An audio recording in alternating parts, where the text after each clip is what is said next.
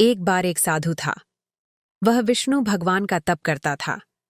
घोर तप के बाद भगवान विष्णु ने उसे दर्शन दिए और पूछा, बताओ क्या इच्छा है तुम्हारी? साधु ने कहा, भगवान, मैं आपकी माया देखना चाहता हूं। ये माया आखिर क्या होती है? भगवान विष्णु मुस्कुराए और बोले, तथास्तु। इसके बाद साधु वहीं पास की नदी में डुबकी लगाता है। जैसे ही वह डुबकी लगाता है, वह एक सुंदर कन्या बन जाता है। तभी वहां एक राजा आता है और उस कन्या को देखकर मोहित हो जाता है। राजा उससे विवाह कर लेता है। उसके बाद वह कन्या, जो अब रानी बन चुकी थी, राजा के साथ खुशी खुशी रहने लगती है। समय बीतता है और उनके बच्चे हो जाते हैं। इस तरह 50 साल गुजर जाते हैं। एक दिन वह रानी अपनी दासियों के साथ उसी नदी के पास से गुजरती है। नदी देखकर रानी को स्नान करने की इच्छा होती है।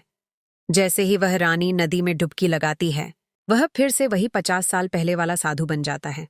साधु यह देखकर हैरान रह जाता है। उसके सामने से सब कुछ गायब हो जाता है। राजा, रानी का जीवन, बच्चे, महल, सब कुछ। साधु भगवान विष्णु को पुकारता है। भगवान विष्णु प्रकट होते हैं और मुस्कुराकर पूछते हैं, क्या हुआ? तुमने ही तो पूछा था कि मेरी माया क्या है और कैसी है। तुमने अभी अभी 5 मिनट में 50 साल का जीवन जी लिया। यही मेरी माया है।